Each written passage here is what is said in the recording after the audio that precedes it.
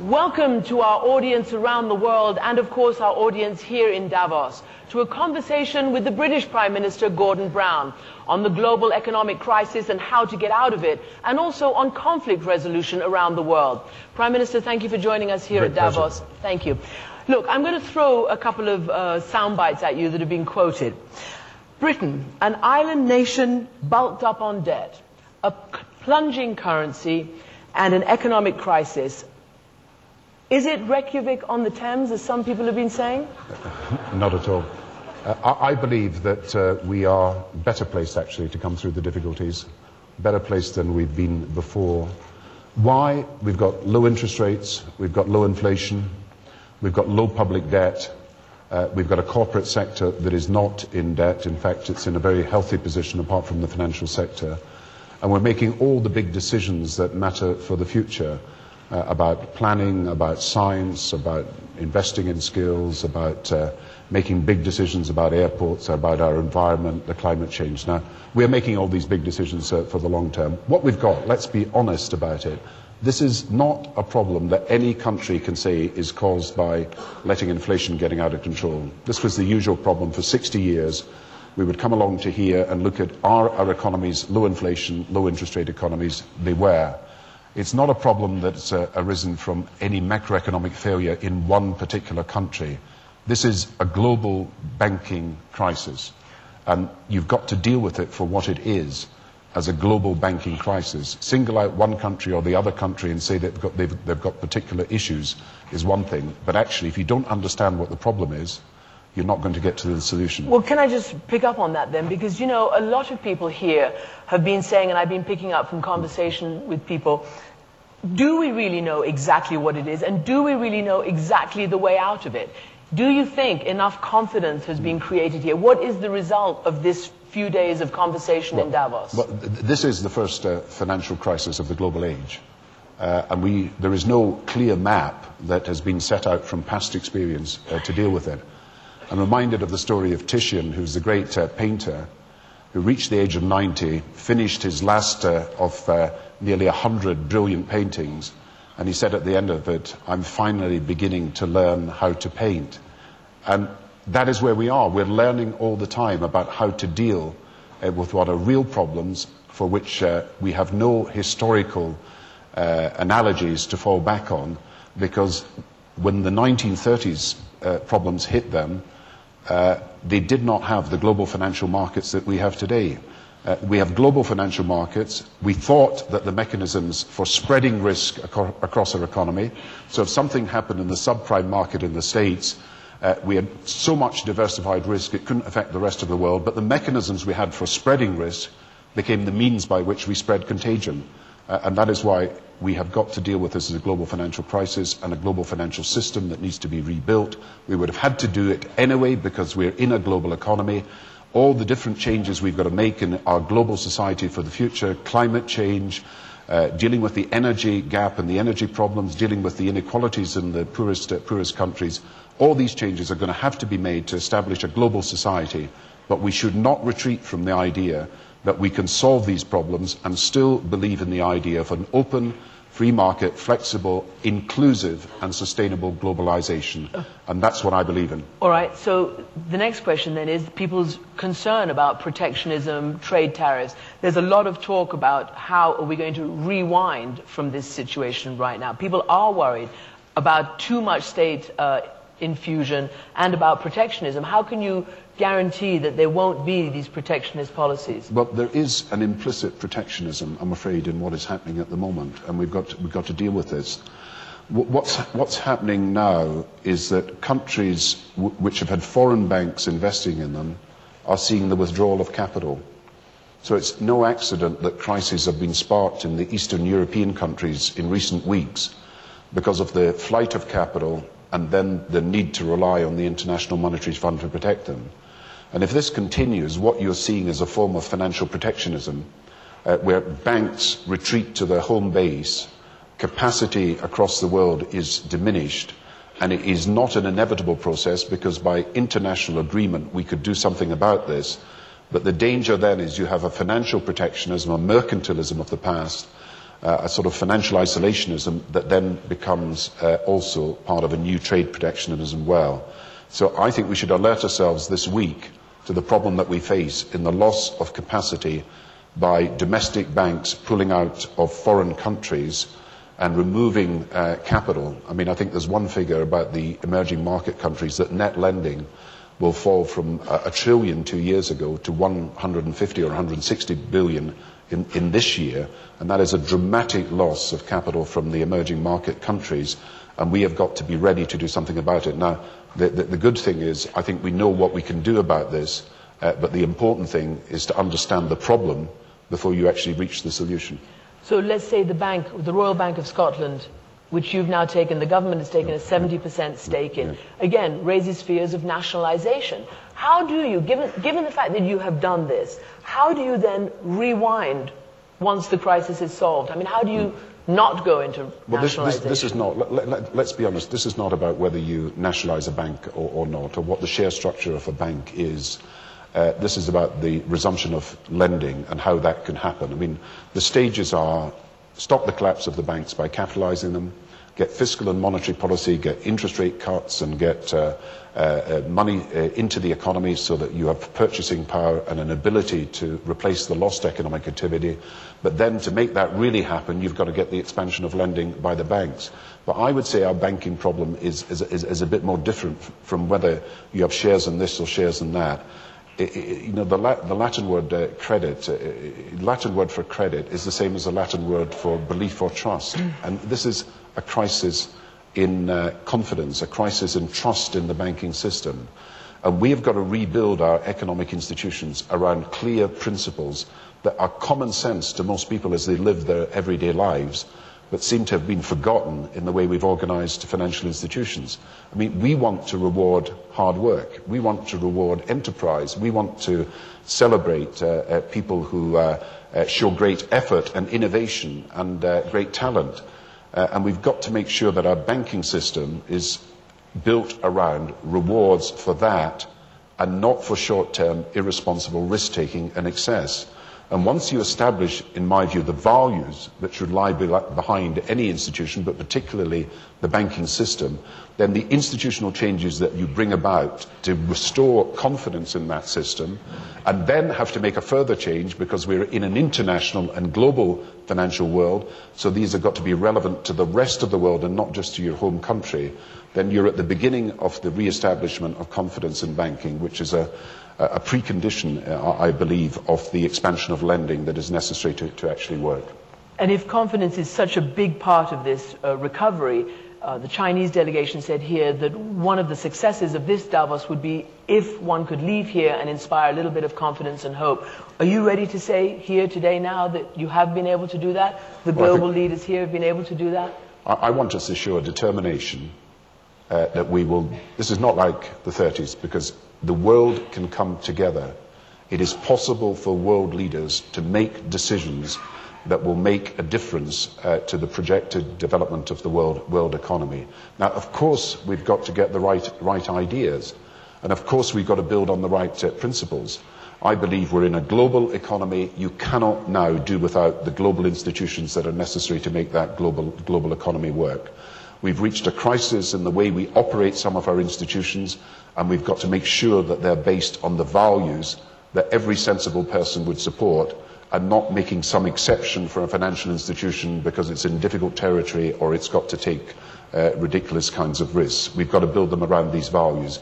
And then we've got to build the structures of transparency and disclosure, the cross-border supervision, as well as the ability of our international institutions to help. So you're talking about a progressive agenda. Laissez-faire will not make this happen. Doing nothing will not actually do anything but make things worse and give us a longer recession, a deeper recession, more jobs lost, more businesses lost. We've got to act, and I think there is a resolution. I've just been talking to the Japanese Prime Minister. Premier Wen, as you said, have been here this week. All the European leaders have been here also. They're all determined that we use the G20 summit in April to show that we are rebuilding confidence in the banking system by building it around clear and well understood principles, and then making the regulatory changes that are necessary, and on top of that taking macroeconomic action. Now, it's important in doing so we build on the right ideas, I'm reminded of the story of John Kenneth Galbraith, who was the great economist. He was invited to Austria for the 40th anniversary of the Austrian Republic.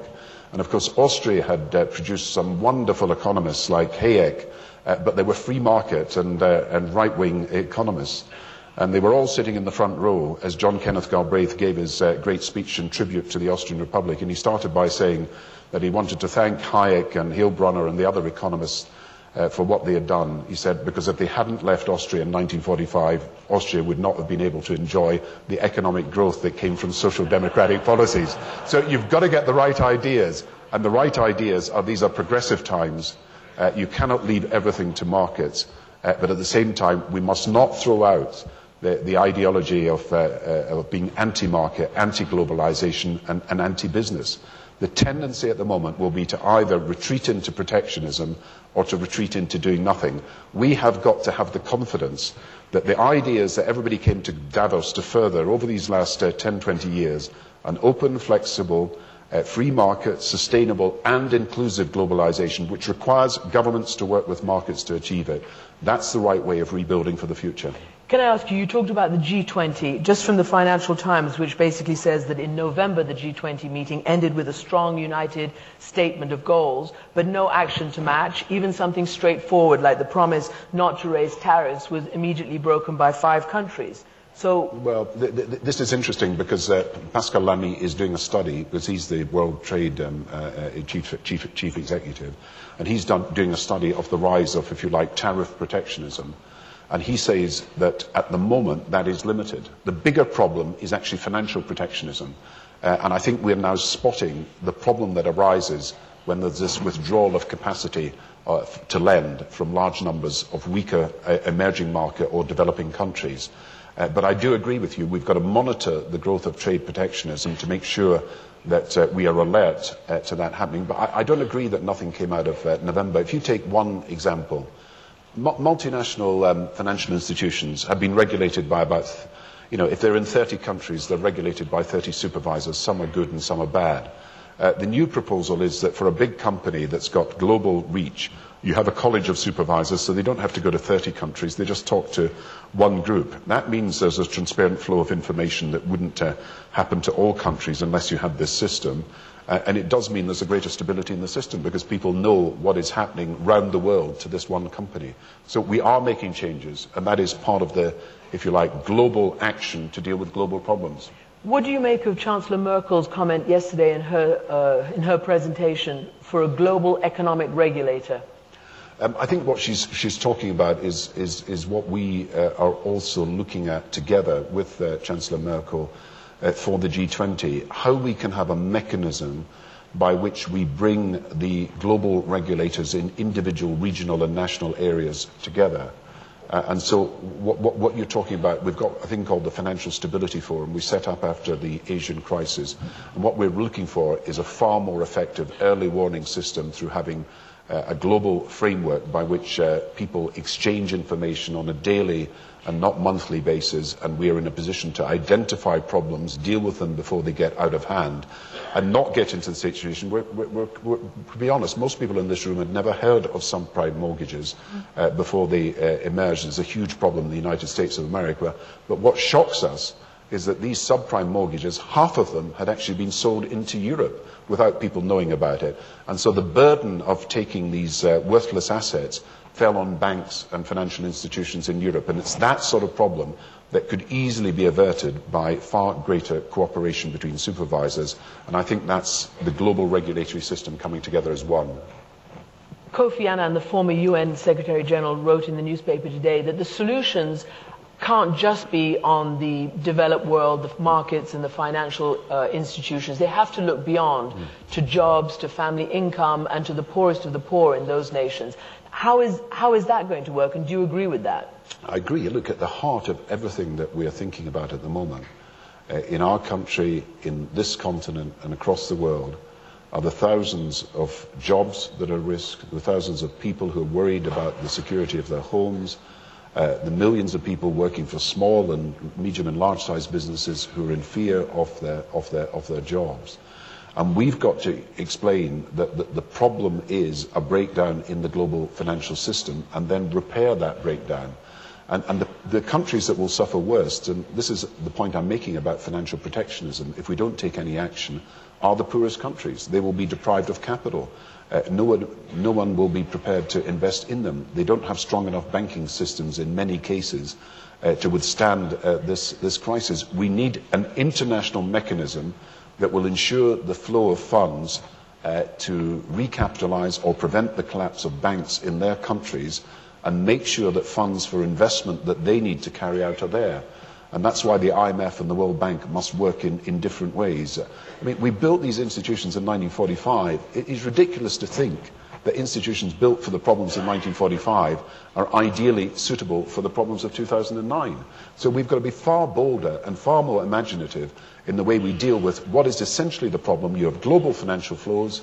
We want to create a global society. I mean, the whole discussion here is about what brings us together as a global society and how together we can deal with the problems of climate change, the energy problems that exist from the differences in supply and demand of oil and energy, stability related to security. All these problems, you need to have global institutions that can work.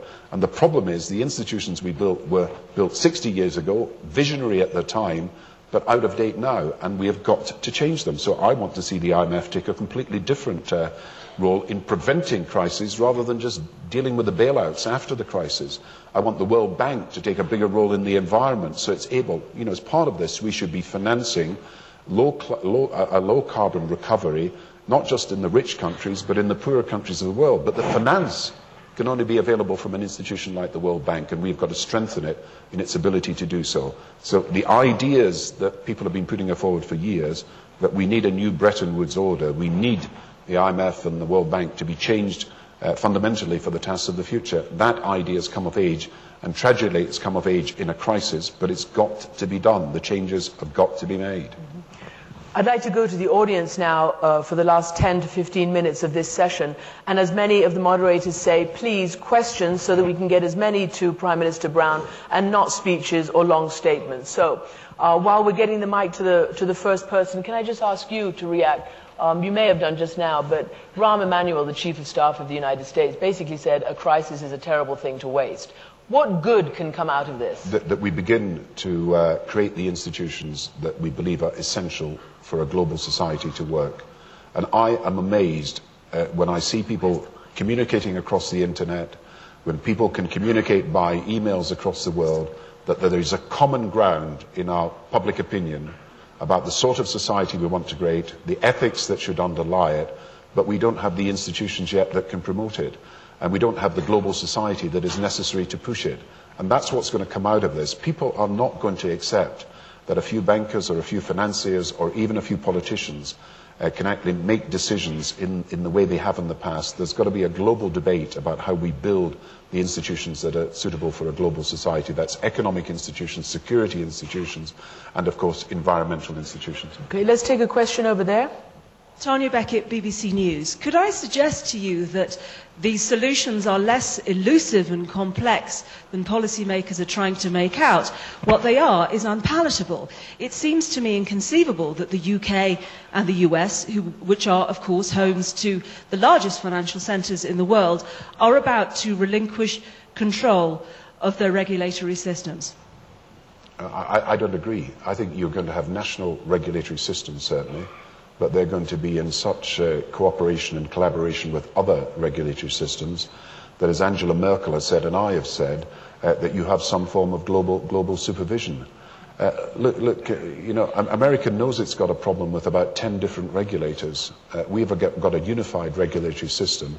Everybody knows they're going to have to reform the regulatory system, but everybody who thinks about it also knows that these global financial flows and these cross-border company activities, you cannot supervise them just on a national-only basis.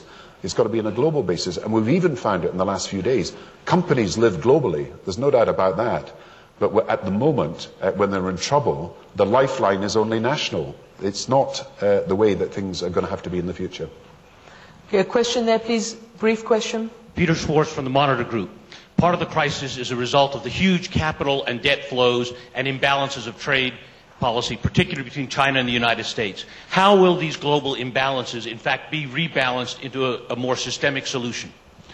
The context is certainly the global imbalances that built up over the years and have to be wound down. There is no doubt about it. But it's led also to things that I think are anomalous in the world economy, where far too many countries, in fear of an Asian crisis, a repeat of the Asian crisis, have also held far too much reserves. So reserves are being held which are not economically efficient, deprive the world of consuming power, and that is another issue we've got to deal with. But I do say to you, the counter-account imbalances may provide the context for this, but the trigger was a failure in the banking system that has got to be corrected. While we just wait for the other question, what about the slumping pound, and how do you react to Jim Rogers basically saying, sell anything sterling you may have, it's finished? Well, I think it's very clear to everybody here that you're not going to build your policies around the thoughts and activities of self-interested speculators. What about you talking it up? Anybody who made that mistake would be making very big mistakes indeed. Look, countries at the moment, America, the Euro area, Britain, we do not target our exchange rate.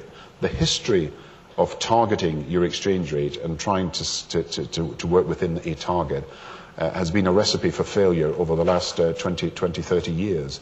And Britain tried that, shadowing the Deutschmark, shadowing the ERM, being part of the ERM, and it didn't work. So we are not targeting the pound. We believe that the sound fundamentals of our economy will show through, and we believe that we're making the right decisions for the future. And I'd just like to say, any country that fails to use the current problems and when it's investing to get us out of downturn, and not use that investment to build a greener economy, to build the digital economy, to build a more highly skilled economy, is making a mistake. And that's what we are doing with the investment that we're putting into the economy. One more question there. Matuk Jannah, Saudi Arabia. Do you think, Prime Minister, that the G8 should expand? And is the WTO on a stretcher or on a wheelchair? I think you're going to see very big changes in the way the international institutions work in future years. I mean, it's clear, and I push this, and obviously I take some responsibility with others for saying that if we were going to meet to discuss this world economic crisis, it couldn't just be the G8. It's not possible, given the interdependence and the entangled nature of our financial institutions and the impact of one country on another. So the G20 seemed the appropriate forum. But I recognise you've got to discuss these big matters with Africa, with countries in Asia who are not part of the G20, countries in Latin America who are not part of it, Eastern Europe. So there is a wide process of consultation and dialogue prior to the G20 to make sure that the views that are expressed at the G20 can represent all countries around the world. And there is a reaching out exercise which I think is unparalleled for an individual meeting of world leaders that is going to happen in the next 2 months. As for the future, it seems to me we've got to find a way of recognising the growing economic power of many countries, but also the interdependence of our actions. So if you take climate change, there is no solution to climate change that will not involve Africa. There is no solution to climate change that doesn't involve some of the poorest countries in the world. And so we have to have a broader economic, environmental and social forum in which people can operate. We are out of time. Time goes very fast when you're enjoying yourself. Are you enjoying yourself? It's been great. I hope the audience has found it. But with this economic crisis, there are also big foreign policy issues to decide. Afghanistan, Iraq, which is having its elections. How are these going to be dealt with, given the restrictions on finance and how everybody's sort of turning in to look at that? I think one big thing, before I just mention Iraq and Afghanistan, we've got to recognise we have no effective mechanism in the world at the moment, despite the humanitarian aid that can be provided at an international level, and the peacekeeping, and there are about 100,000 peacekeepers around the world at the moment. We've no effective mechanism that links the bringing to an end of a conflict with the stabilisation and reconstruction of a country. And so in Iraq and Afghanistan, one of the problems is the reconstruction of these countries is an essential element of both safeguarding democracy and bringing about long-term peace. And I do believe that the world is going to have to think about whether the United Nations or an agency of the United Nations can be strengthened. So whenever there is a breakdown or a conflict, we actually are not just offering police or military, we're offering all the means by which you could rebuild civil society, stabilise some of the problems in that society, and reconstruct these societies. So there's a bigger, if you like, global task to be done.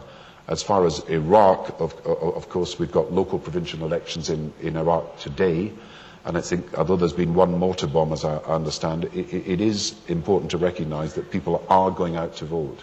And for whatever the problems have been in Iraq, there is the prospect of a democracy with economic growth, particularly in the area where we've been, and that's Basra.